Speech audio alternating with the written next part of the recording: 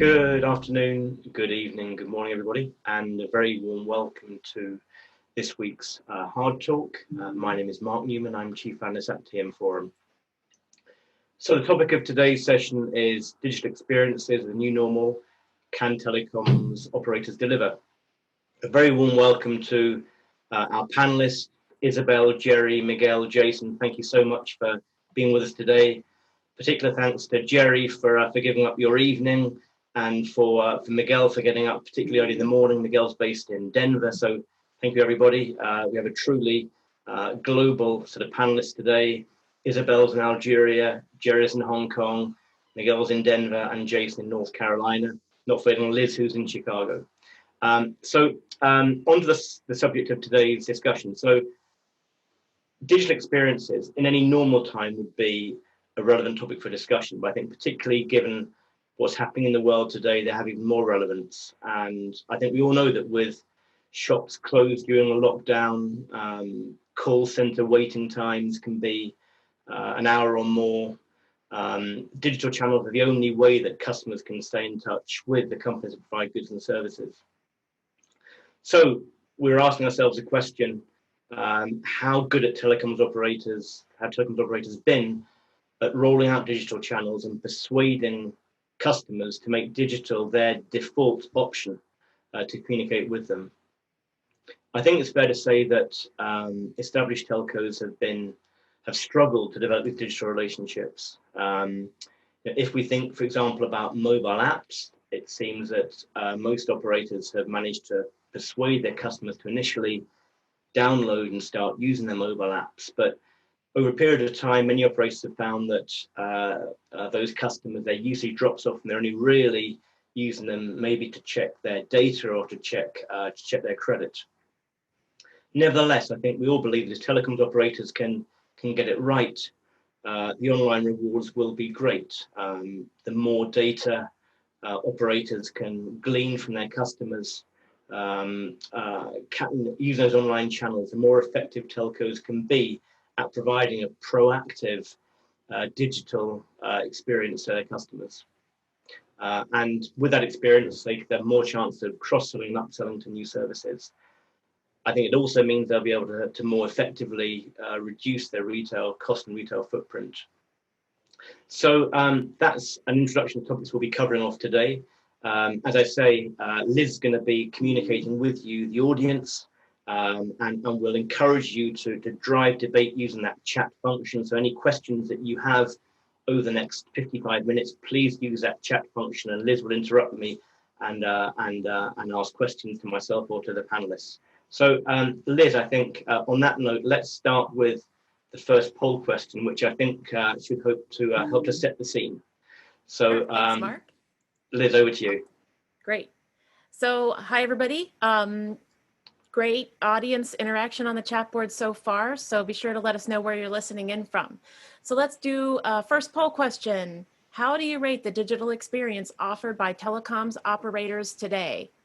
We've got 4 choices: poor, average, above average, or very good. So while everybody is answering that poll question, Mark, what do you think the answer is going to be here? I mean, I can pretty much guess, but what do you think? Yeah. So generally, people like to hedge their bets. So I'm anticipating that. Actually, maybe I shouldn't anticipate. I always get these things wrong, but I'm guessing that. It's more fun if you get it wrong, then you could be surprised. I'm right? guessing one of the middle two will be highest, but let's see. Maybe we'll be surprised. I'm going to and then go for when the audience have answered, then maybe we can see what the panelists have to say. So yeah, as we thought. So average 54%. Right. Interestingly, more saying above average than saying poor, which is interesting. 7% saying very good. If I could pick out you in the audience, I think I'll be asking you the question about very good, because I think we'd all like to see more examples of very good. Mm-hmm. So that's really, so thank you, Liz. Anything coming in yet from the audience? Nope, just a lot of folks listening in from looks like all over the world. Somebody just said that there is a massive gap between consumer and enterprise. Yeah. That's an interesting response. And I wonder how COVID might be changing people's opinions right now. I mean, I've had a really great experience with my telco. Yeah. My service has been really good. So, but I'm interested to hear what our guests say. Yeah. So I'm going to go off camera now, and I'll pop back in for the next poll. I will interrupt if any other questions come in. So I'm gonna take the two telcos on the panel last. So maybe I could start off with you, Jerry. So Jerry, you're someone that works with telcos across the world. I guess your view of the experiences partly through your work, partly I guess as a consumer as well. So what would you have chosen there? Somewhere between poor and average, I would say. So I'm going to be a little bit contentious because I think that it's quite sporadic. So, and that is really because I believe that many organizations, not just the operators, are seeing the transition or the digital transformation that they're going through really as more of a digitizing their business other than creating a really great digital ecosystem, one that provides value exchange on consumers' terms. And I think very few companies are getting to that point. It's interesting that Forrester's research recently said that sort of after sort of auto and hospitality, the biggest, the next category with the biggest opportunity is the telecoms operator. So this category has a lot of potential. But it has to move beyond just digitize and move into really being customer centric. So ask you a follow-up question, Jerry. How long have we been talking about the need to have an improved digital experience? How many years would you say in telco? Decade, probably. And so should we have done more in that period? I think a lot has been done to engineer the way through the issues. So I think they've created probably quite a good foundation in terms of reducing cost to serve, creating the connections that are required. What's missing at the moment is the bit that surprises and delights, is the bit on the consumer's terms. And our friends at MIT CISA would describe where they are probably a little bit in silos and spaghettis, and the reason I said sporadic is because they're probably getting there through heroics and through occasional great hits, rather than sustained scaled solutions. And out of interest, do you contact your service provider using different digital channels? No. Well, there we go. I'm very passive with my service provider. Okay. Thank you, Jerry. But I wanted just before that, just on Liz, and this is for everyone here, I suppose. The COVID situation, I think, has made us value our service provider a bit better. So I'll shut up now, but I think that's something, great point made by Liz. We won't shut you up for long, don't worry. Actually, I'm going to shut you all up because somebody just wrote something on the chat board that I thought was really interesting. And I don't mean to be rude. I don't mean to say shut up because I never say shut up. But one of the questions that's just come in is that, and I think this would be great before we get into the meat of the conversation, but it would be good to define digital services. Just for our listeners who maybe don't know what we're talking about. Okay, so I think back to Jerry, so back to your digital versus digitize. So Jerry, we'll give you another 30 seconds to go through digital v digitize. Yeah, so I think digitize is the way that a company would transform from traditional touches into digital touches, whether that's automated, whether that's through mobile connections or whatever. Digital is an ecosystem that connects everything and provides a value exchange to consumers on their terms. So the ability for a consumer to pull at the moment they want provides ease, it's relevant, and it's distinctive. That would be a description. So does that necessarily mean offering services beyond traditional comm service and connectivity, or not necessarily? It does. It probably means creating an experience at the moment the consumer wants. So you're probably starting to partner, and we see that with partnerships with OTT players. But going back to the MIT framework, they're talking about becoming an ecosystem driver. When you're at that point, you're not only digitized, fully digitized, but at the same time, you're offering a great service. So your NPS is going up and your cost of service being reduced. And you're really managing that ecosystem with your customers very well and connecting with partners and other players that provide it. To be digital, you need to digitize first. Or simultaneously. Yeah, no, I see the best way is you create efficiencies and you reduce your cost to serve and invest that back into great customer experience. Yeah, thanks, Jerry. Jason, over to you. So, Jason, good morning to you. Jason, if you had been answering that poll, where would you have put your vote? Yeah, Mark, good afternoon. Thanks for having me. I probably am going to go a little worse than where Jerry was. I would say overall poor. I would say that there are pockets of what I'll say brilliance with some new entrants that are coming in that aren't bringing the kind of the legacy baggage of systems with them. They have a blank canvas as kind of fully digital operators. And I think so, but I think if you discount them and you look at the industry as a whole, you have to say it's poor. I would also piggyback on what Jerry touched on around NPS.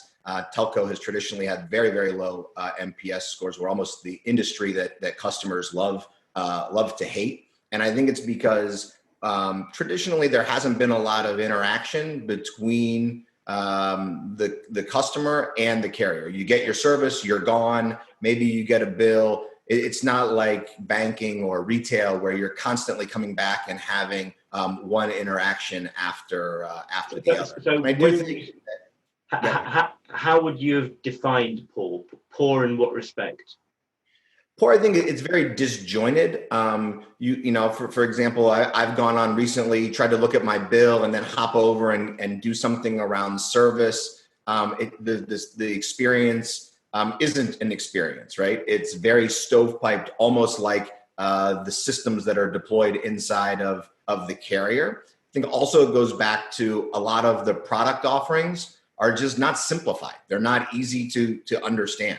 You know, you call, and if you're a triple play customer and you call up and you want to kind of optimize your bill, you're on the phone for 30, 40 minutes. And that's very hard to take that type of experience and move it to a digital one.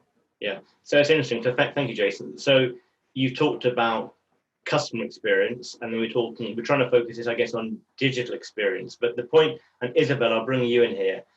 The point that you made when we spoke yesterday was that not all of your customers want to communicate digitally.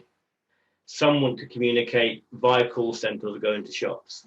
So I guess my question here would be, is the very fact that you're trying to satisfy and optimize all the different channels, is that in itself making it difficult? Whereas if you are just purely focused on being digital first, it might be more straightforward. So Isabelle, good afternoon to you. Do you have any thoughts around that in terms of what your customers want and how fast you can drive them towards digital?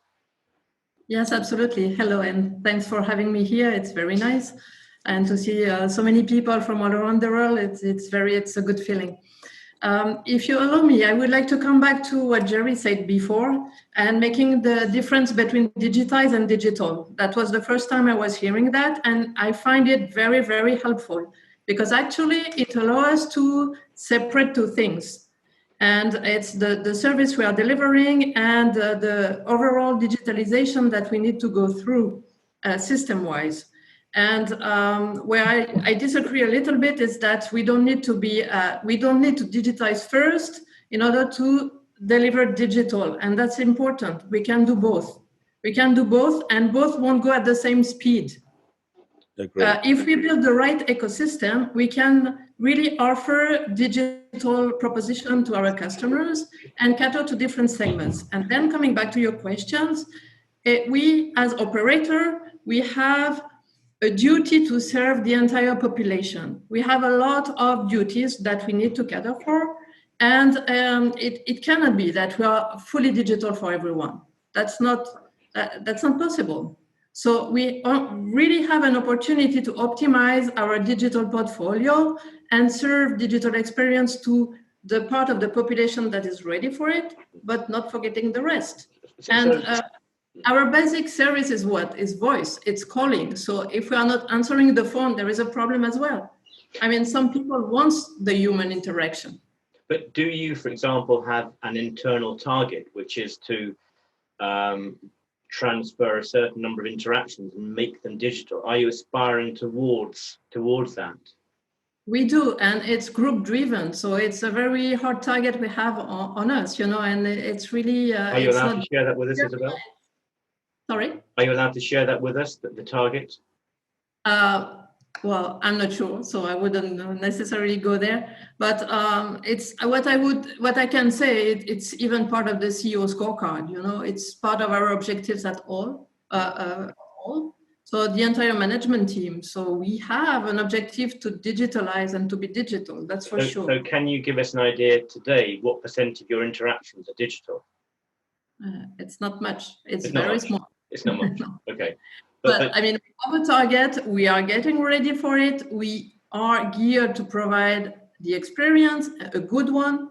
But then if our customer base is not using it, I mean, okay, we are providing incentive. Yeah. But then, you know, we still need to answer the phone if they are calling us, you know? Yeah. Okay, thanks, Isabelle. Are very high on telcos.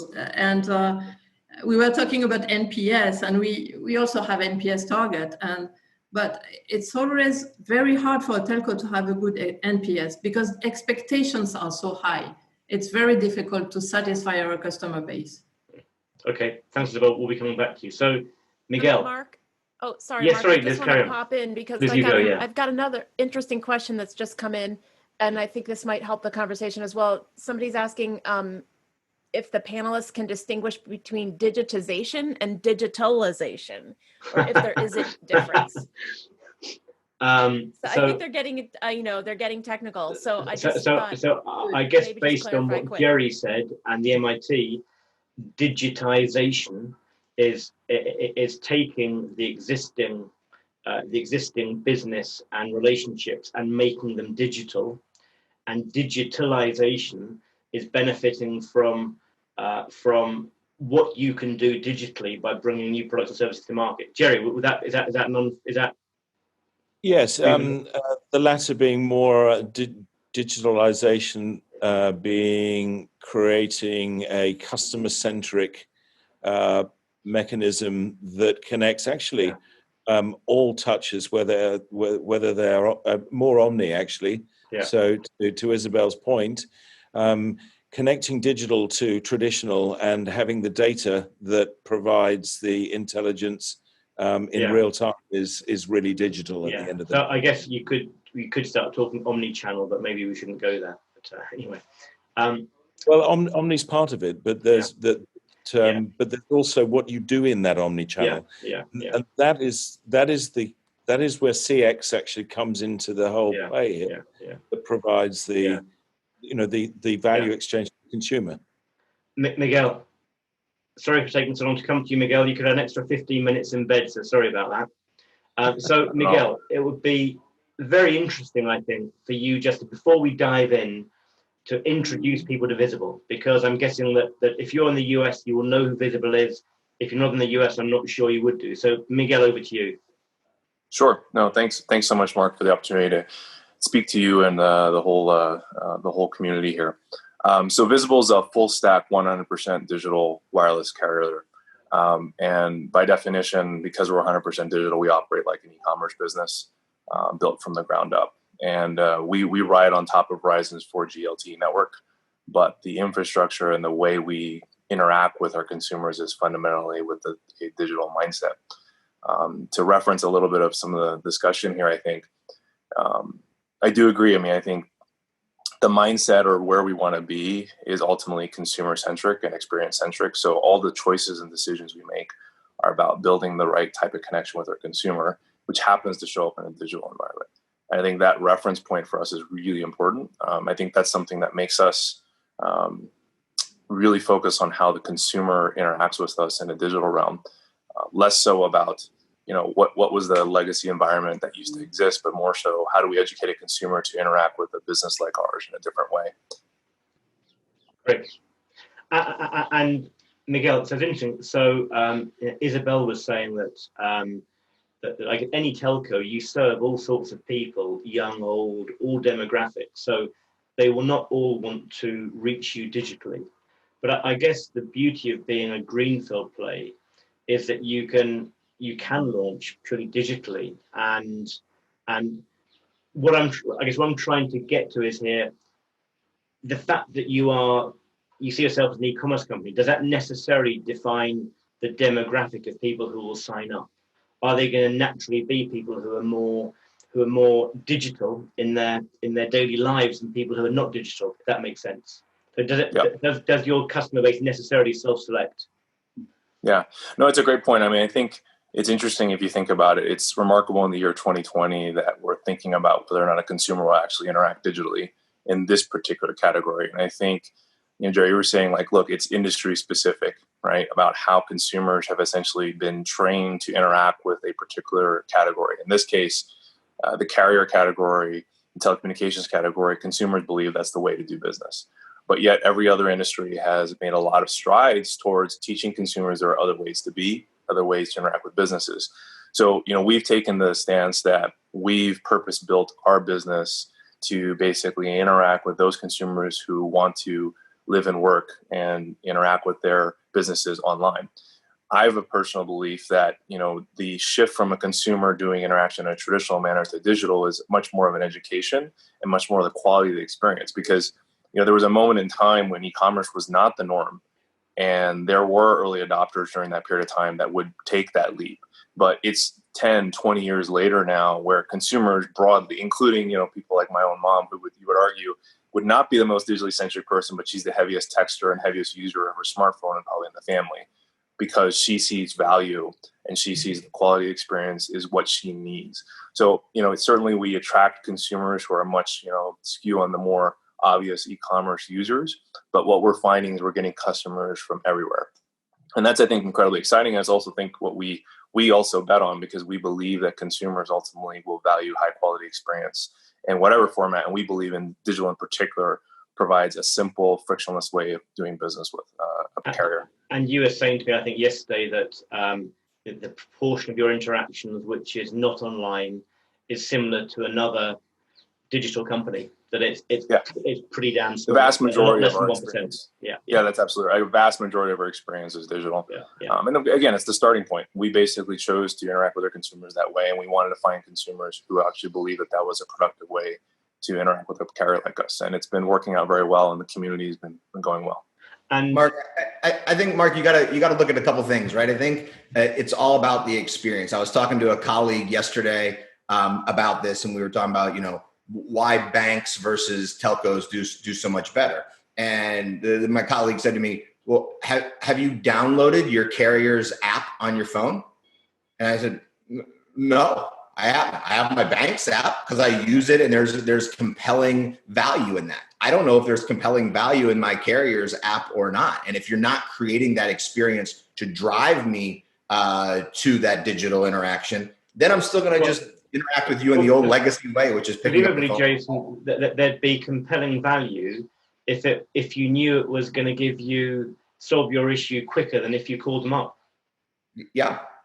Or if I was going to get something else out of it, some sort of reward. Correct.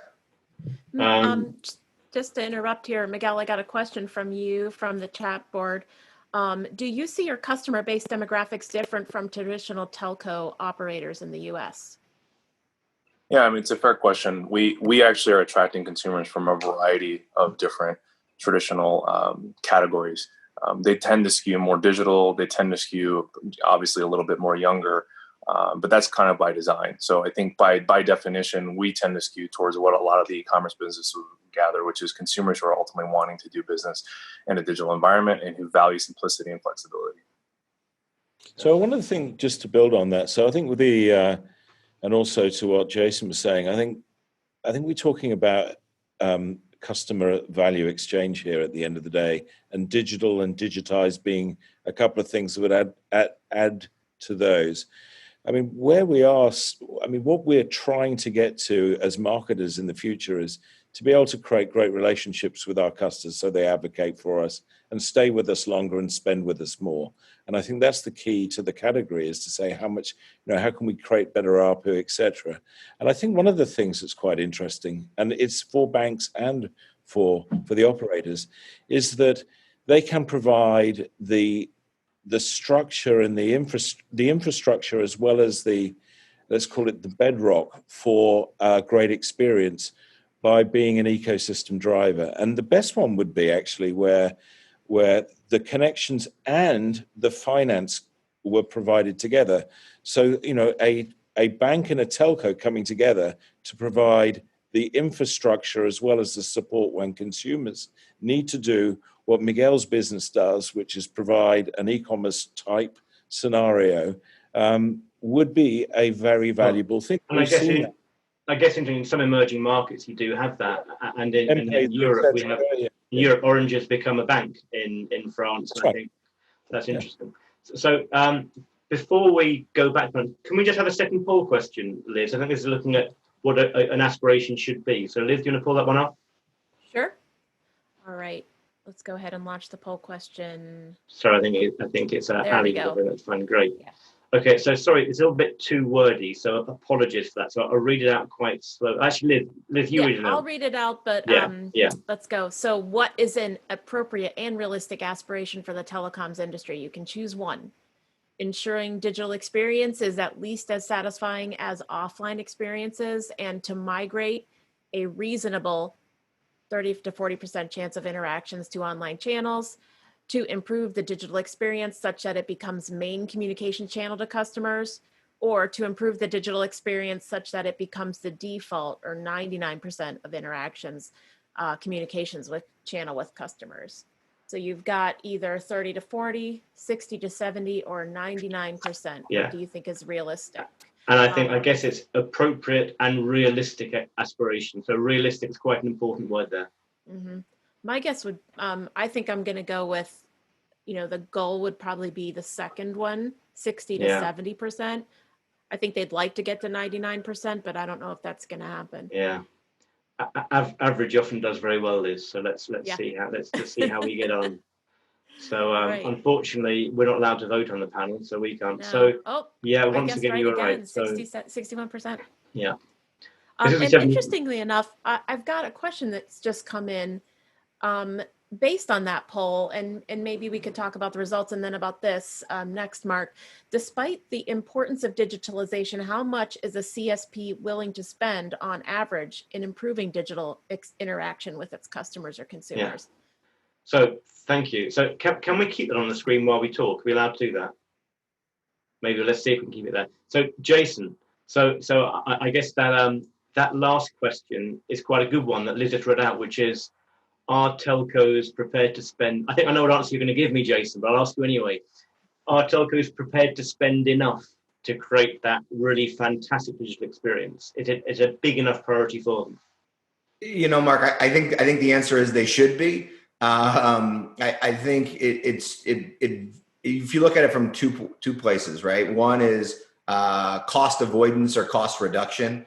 It is way cheaper to serve that customer via a web channel than it is for it to come into a contact center. Contact center, very, very expensive. And if you can drive most of the majority of that traffic, in this case, 60 to 70% to the web, there's a great savings in that. And I got to think it pays for itself over time. I do think that 99% in this industry is, while it would be great, I don't think it's realistic, especially when you look at different customer segments. I don't think you're gonna be able to serve the enterprise segment via a full digital experience 99% of the time. It's too complex. Right? Someone touched on digital, I think, in the first comment that Liz read out. And actually, interesting, on the enterprise side, you could see the human factor actually being a USP for the telcos. So you might not actually want to go fully digital, but you might want to have that human face-to-face relationship anyway. So maybe enterprise is a little bit different. But so you think that 31% is, so do you work with many telcos, Jason, who who have a 99% ambition or a 95% ambition, or are most in the 60 to 70%? We work with a couple that are very similar to the model that Visible has around the world, that have kind of started out this way, and that are digital carriers. Most of them riding on the network of a legacy network provider that way. That's easier to do, right? I mean, I'm not gonna minimize the amount of legacy baggage that a major operator is carrying with themselves. So it's a small handful. Yeah. The majority are still in an aspirational phase and trying to figure this out. And I would say improving, right? I think you're starting to see, especially through COVID, self installs. They're trying to figure out a way to keep the technician out of the house, keep people safer. I think we've also seen some carriers that have relied on bill payment through their retail channel. And with retail channels being closed, they're being forced into a different way of thinking. So we'll come back to COVID impact in a minute, but going back to this question about how much telcos are prepared to spend, the telcos that you work with, do they actually run the numbers and look at, if we ended up saving 80% of our call center costs, and if we ended up being able to rationalize 50% of our retail footprint, it will save us this amount, and we're going to allocate 50% of that saving to digital experience. They think in that way? We do see a lot of operators coming back and doing kind of ROI analysis on what the investment is as they modernize, particularly their BSS assets, and how they're going to expose those through digital channels. Yeah, thanks. Miguel, if I may add, sorry, Isabelle, are you going to say something? Yeah, sorry, I just wanted to add that sure. Any dollar we are spending as telco is to improve digital. There is not a single project that doesn't embed digital in it. I mean, that's just the normal way of doing things now. So every project would try to improve the current situation. So, it's not, there is no legacy project anymore. That doesn't exist. But on the other hand, if you look at your broader CapEx in network, I guess by comparison, it's here and here. But without a network, we don't have a service. Of course. But I think it's. Oh, sorry, I beg your pardon. No, Jerry, can you carry on? I think where I'd like to see the conversation go is to start to think about what one does when you have created that operational efficiency, when you've digitized a lot of your touches. What are you going to do with it then? Because the issue is, if you don't improve your experience, or you'll create this digital ecosystem, your competitor is going to beat you if they do. So all you do is you're creating a more industrialized business where you've reduced your cost to serve, but actually you're not differentiating, and you're not. I guess you're saying it's almost table stakes to digitize, because everybody's going to do it. Just before we tackle that, Jerry, I just wanted to ask Miguel a question very quickly. So Miguel, do you think we as an industry underestimate how hard it is to get the digital experience right? Yeah, no, I think it's absolutely a huge challenge. In a lot of ways, you think about simplicity, and innovation by way of simplicity. So it sounds super easy on paper, sounds super easy in a meeting, but then when you actually try to bring it to life with the mechanics of a P&L, of the technology stack, of the consumer behaviors, it's incredibly hard to maintain. And I think that's something that we've been really pushing hard to ensure that we maintain from day one, is the level of simplification we can offer to the consumer. Because your point about experience is so important. It's like, if you don't keep the experience pure, it's not going to work, because ultimately that's what consumers are seeing in other industries. So can we dig into exactly what the difficult things are? What's been harder than you thought, or, for example? Yeah, no, I mean, I think the things that we think about are how easy is it for the consumer to understand who we are, to become aware of us? How easy is it to interact, whether it's the basics of account management or actually paying payments? So we've, as much as possible, tried to optimize the payment processes, for example.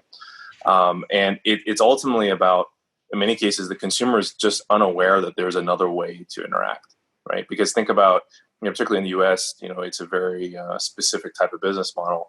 consumers have been taught that there is a way to interact. I think, Jerry was talking about, I was like, do you ever talk to do you ever use the app with your service provider? The answer is no.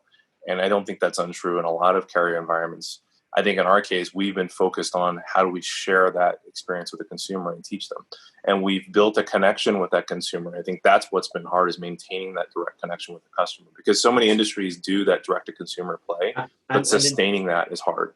And in terms of that experience, what are the things that you can do? I mean, your service proposition is pretty simple, isn't it? In terms of pricing plan, it's deliberately simple. That's right. And so you could think, well, how can you make someone feel really pleased with the experience? What things are there that you can do? Yeah, I mean, I think in terms of what the things that we think about in terms of keeping the experience simple, it's like, do you actually have to offer all the things, right? I think that's really what we think about all the time. It's like, our premise is offering everything that the consumer needs so that they don't have to, being proactive about the things that are actually going to be complexity for them. And that's a lot of times how we prioritize the work we do, the product development we do. And that's a lot of the thinking that we have that we try to show to the consumer. Because at the end of the day, if you can put behind the scenes all the complexity so the consumer doesn't have to deal with it, then that's where you have the opportunity to really provide the right type of superior experience.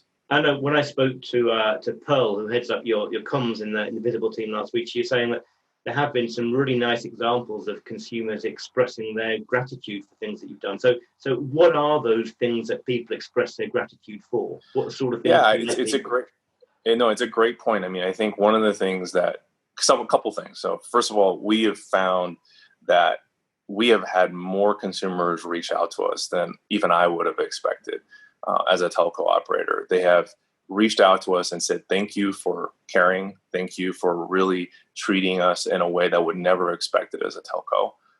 We have people who have really reacted to us in a variety of different social platforms, to the point that they really value us as a brand in a way that you wouldn't expect a telco to be treated.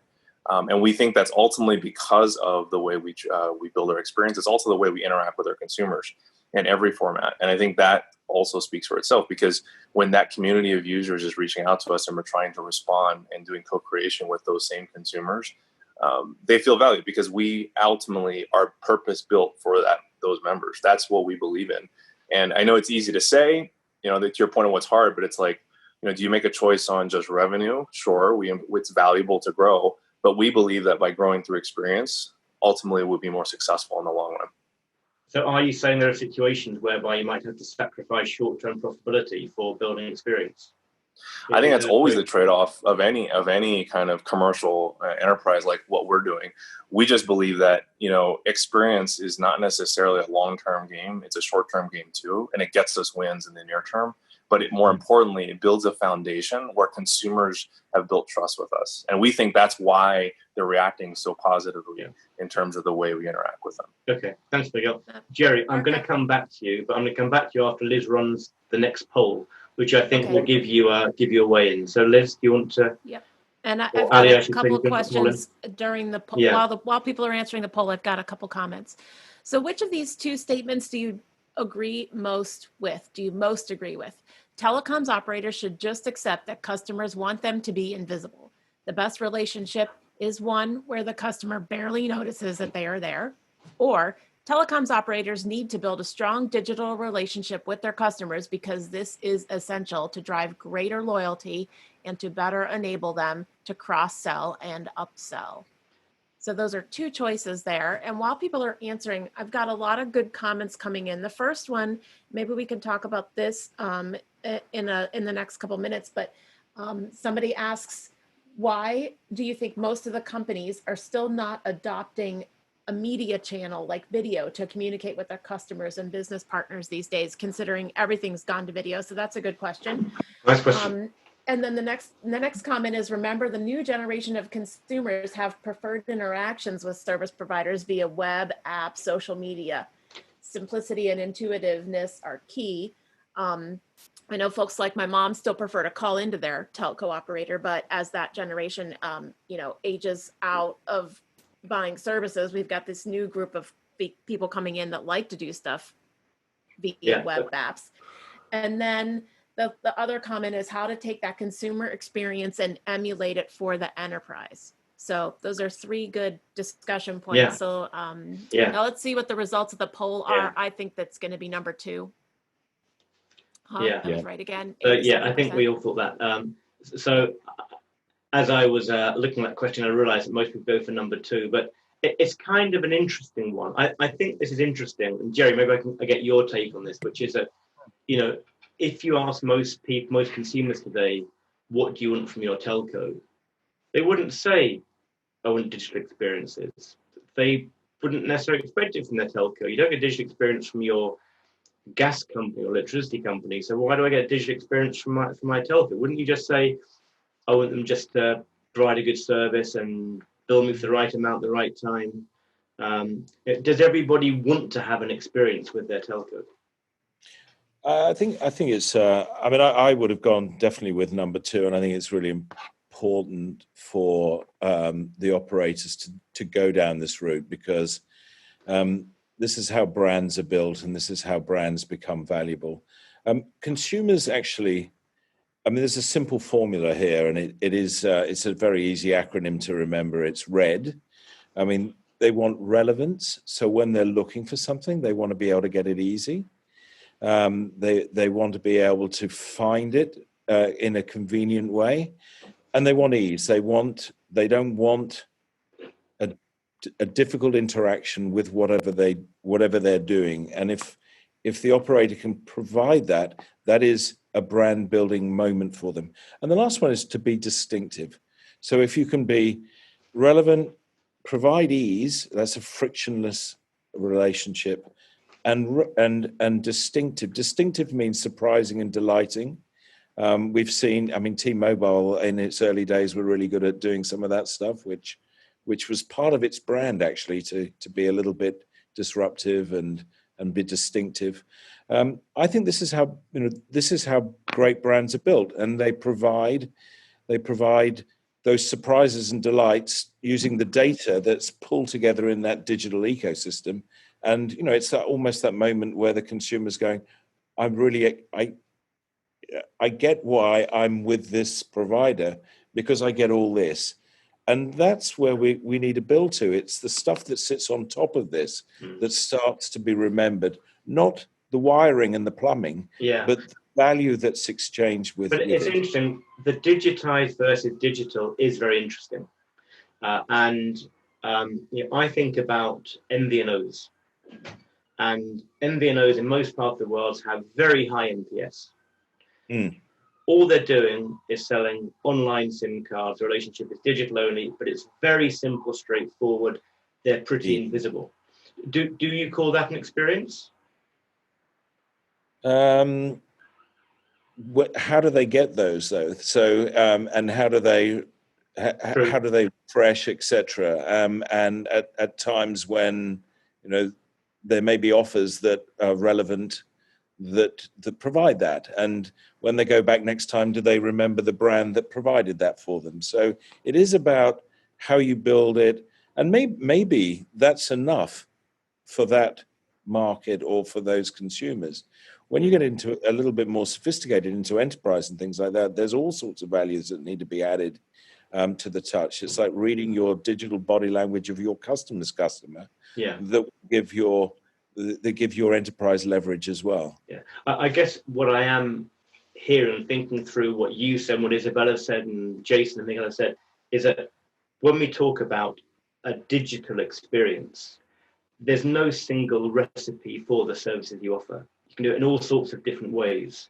And it could be just, sending people a birthday present because they've got their birthday. It could be simple as that, couldn't it? It could be really simple. But it could be putting together an ecosystem of partners to provide third-party services and a loyalty scheme, which is what someone like a Rakuten will probably do, for example. So there's no single one-fits-all approach. Would you agree with that? Of course, and actually, no consumer is one fit all. So we're trying to create scale, and we're trying to talk to different clusters or groups of consumers in an effective way. But you can't talk to all the customers as if they're all the same. So you have to be able to differentiate. And I think it is that. And it's the ability to read that, react in an easy way, and provide and do that at a cost-effective way, and then reinvest that. And I think when you're like Visible, I mean, Visible has the ability to actually design that experience from the beginning. I mean, it's, but I like what Miguel said about having to sustain it is quite hard. I mean, a transformation or building a brand takes time. It's 3 to 5 years. And you know, for a true digital transformation to happen. So that's part of the barrier is the time it takes. Jason, can I just come back to you? And you know, I'm sure a lot of the work that you do with customers is around, you know, ensuring that most use is made of the data that's captured, customer data is captured. To what extent is this proving one of the main barriers today, which is effectively harnessing and reusing all the data that is or could be available? And are we any closer, do we feel, to actually being able to use it properly? Right. So I think it goes back to the poll question, which is if you just want to be the dumb pipe and you want to be commoditized, then you can keep doing things the way that you've been doing it. Right. I think the unlocking that extra value to the customer is only going to be unlocked through the digital channel. And I hear, you know, through the conversation today, we've talked about demographics and things like that. I would argue that the disruptors in the industry that are fully digital aren't just working with one demographic. It's not one demographic that watches Netflix or one demographic that uses Zoom, for example. So I think that's kind of a weak answer on behalf of the industry to not go there. And I do think that carriers sit on a veritable treasure trove of customer data that they don't know what to do with. And Mark, you and I have talked about this before. I think how many years we talked about data for, Jason? How many years would you say? How many What's years that? How many years have we spent talking about the potential of data? Over 10. I mean, probably over close to 15. I mean, I think it's there's data everywhere. What do I do with it, right? And I think it's finding that actionable piece to unlock that value. And I think that's where true digitalization starts to differentiate itself from just being digital, right? I mean, and exposing some information, right? It's one thing to say, hey, you can get my bill online. It's a different thing to say, I'm looking at your usage information and I'm going to do something with it. So I'm going to hold you there, Jason, and come back to you. But can we have the next poll question, please? Yep, we can have the poll, and then I have a question for Jason, and then a question for Miguel. So let's go ahead and see that poll, Ali. This is a much simpler poll, I believe. Oh, that's good. I'm hoping. Yeah, next time don't make your answers so long for me to read. I'm sorry, it was yes, it was a bit long and complicated, wasn't it? But at least we only gave 2 answers anyway. Yes. Waiting for that poll. Still not there. So I'll tell you what the poll question is in case it doesn't come up. So the poll question is, it's a very simple one. Okay, do you agree with the following statement? Legacy systems are stopping telecoms operators from ever being able to truly deliver compelling experience to their customers. Do you agree, 1, or disagree, 2? So if we can't pull the question up, then let's ask people to come back on the comments. So Anil says agree. Agree. I would say agree. And while we're waiting for people to post agree or disagree in the chat, one question has come in for Jason. There's a lot that has to happen in the back office to deliver a powerful digital experience. What do you see as the role of OSS in areas like scalability, 24/7 availability, and providing data in near real time to digital channels? So that's a good question. Maybe we could talk about the network side since we're talking about legacy systems. Yeah. And then the other question I thought would be good for Miguel and also Isabelle came in earlier, and it's, do operators have a responsibility to bring maybe the older folks that are used to talking on the telephone into a digital experience to get them to use the app? Do they have a responsibility to pull those? Maybe I'll hold that one for a second. So I'll go to Isabelle with that one. But first, go back to Jason. So Jason, that question, and so I've seen the comments coming back in, and there's only one person that disagreed that legacy systems are stopping operators from providing strong digital experiences. Do you genuinely believe that? I'm putting you on the spot here, Jason. So sorry. In the next 2 or 3 years, can operators truly deliver strong digital experience that are respectable alongside true digital companies when they have legacy systems, when their traditional telcos are having to find hybrid solutions? Well, first of all, Mark, you promised me there weren't going to be any hard questions today, but that's okay. Look, I think there are a lot of industries out there that have had legacy systems that are as bad, if not worse, than telco, and they've digitalized. So I think that is I think that's just a flat out excuse, to be blunt. I do think that over 2 or 3 years, the industry will make strides in going digital. I think a lot of what the TMF is doing around this open digital architecture and the open APIs, which, I mean, we're embracing that. We're baking that into our OSS products, makes a lot of this easier.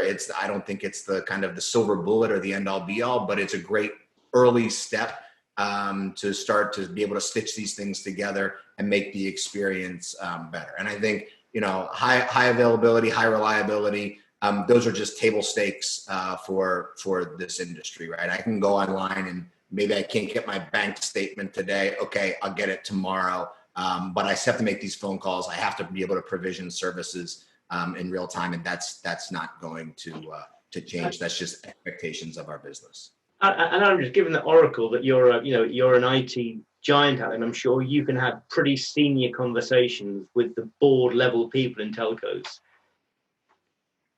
Do they evangelize? Do people at the top of the organization really believe in this digital experience? Are they doing enough to make it happen?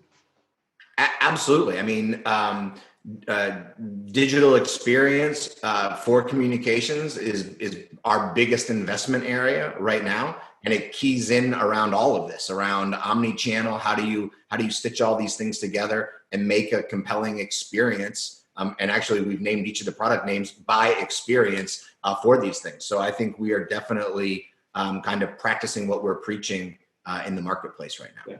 So thank you, Jason. So I want to go back to the network question, but just before we do that, so we do need, I think, to contextualize this discussion in terms of what's happening with the pandemic today. Have any of you seen, or are any of you doing anything digitally, or you enabling operators to do things digitally which maybe they didn't do before, which might give us, which might help us to accelerate this experience translation? So I don't know whether Miguel, Isabelle, if you're doing anything, Jerry, have you seen anything? Jason, anything you've particularly seen in terms of good stories in the last month or 2 months? Yeah, I mean, I think. Go ahead, Isabelle. Sorry, Isabelle. Sorry. It's been 3 months, almost 3 months we're in lockdown, so we have to work from home, and we had to reinvent the way we do things. So from an internal perspective, we had to reinvent the way we are working, and we had to embrace digital within the way we work, but also towards our customers. We had an opportunity to accelerate everything, and we did.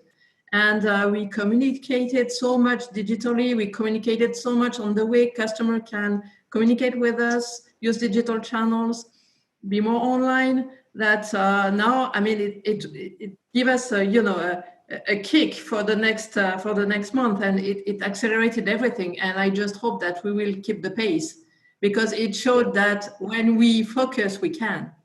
Yeah. Okay, thanks, Isabelle. Let me add to that a bit too. I mean, for us, because we're 100% digital, we were kind of purpose-built for the situation. So we were touchless by design. So that helped us. But at the end of the day, we think that we have to show up with humanity, particularly in a digital environment. So we've done all the obvious things like helping people who are struggling with bills and those kinds of things. But we also created a campaign called Visible Acts of Kindness, which was really purpose-built to basically highlight people's goodness to each other and the acts of kindness they provided to each other, and providing, surprise and delight moments for those consumers when they highlight it. And we've seen such a massive kind of response to that. That's been completely organic. And those are the moments where we think we really are showing up with our consumers in a very different way. It's something that we think is important before, and it's equally important now, particularly now for those that are in need. Okay, thank you, Miguel. That's great to hear. Jerry, just one from me on that Jerry, one. Karen, yeah.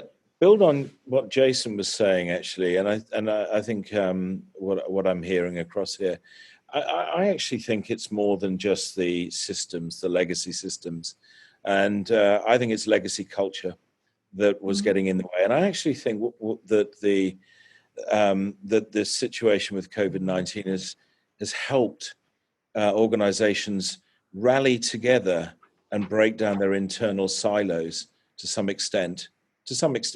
And I'm with Isabelle. I'd really like to see that this can do for everything, and the types of tactics that Miguel's talking about are sustained, because I think this is how you create value, and that reciprocity within inside an organization is probably the biggest driver of change and the customer experience felt by a consumer. So if the organization is really in harmony, the consumer will feel that. And I think COVID-19 has actually provided the catalyst for us to have a rethink about how we do things. So out of very terrible situation, maybe something good can come out of this in terms of, maybe an acceleration. And Jerry, while I have you, maybe I could ask the same question I asked Jason, which is, in terms of using that data, and you can't produce digital experiences without knowing your customers and being proactive in that relationship. Do you see signs that telcos are starting to get it right, and any examples of maybe operators in different parts of the world? Again, we spoke about this earlier in the week, that finding examples is quite important, but it's not always easy to find good examples. Yeah, that's right. Actually, I believe that sitting on here and the data that's happening on one of these is providing the intelligence that an operator really needs.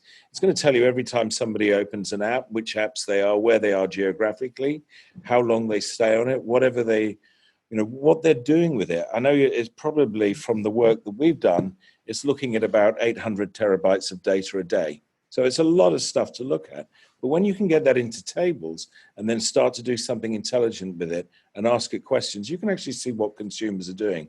And we've been able to work with a couple of operators to be able to see what consumers are doing and how they pull various brands and experiences together to create value for themselves.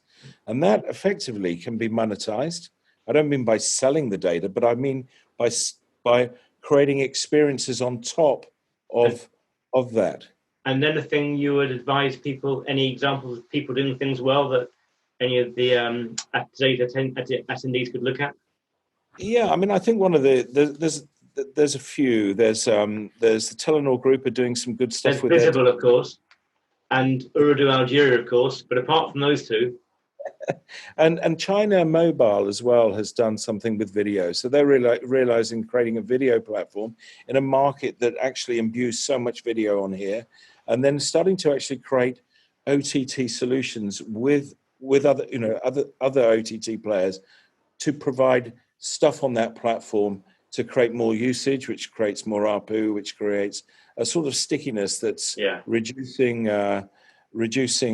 churn and creating, they're even creating tools that allow consumers to become KOLs, key opinion leaders, create your own video on there. I mean, it is actually providing. Jerry, thank you. I'm just aware of the time, but thank you so much, Jerry. Liz, I'm going to give you the final word here. Anything that's coming that we should pick up, or are we going to be able to feed back any of this chat to people? Well, I have one final comment that's come in that I think is a good way to sum up it says, forced by the absence of presence, we have gone digital. Yeah. So I thought that's a really good way to wrap up the conversation for today. We will be on the chat board for 10 more minutes, everybody. So feel free to send in some questions and we'll do what we can to answer them all. I want to thank everybody for joining us today on Hard Talk. The show archive will be available in 36 hours on Inform. It's inform.tmforum.net. And our next show is set for June 4th. and features a one-to-one interview with CEO of Orange Poland. I saw somebody had mentioned Orange Poland on the chat earlier, so he will be on our show on June 4th. So don't miss it. I'll see you guys all next time on the chat board, and over to you, Mark, to say thanks so much. Thanks, Liz, and to Jerry, Jason, Isabelle, Miguel, thank you so much, and much appreciated. So I know you've got busy jobs, so we've really loved having you today. So best of luck to you all. Stay safe. Thank you.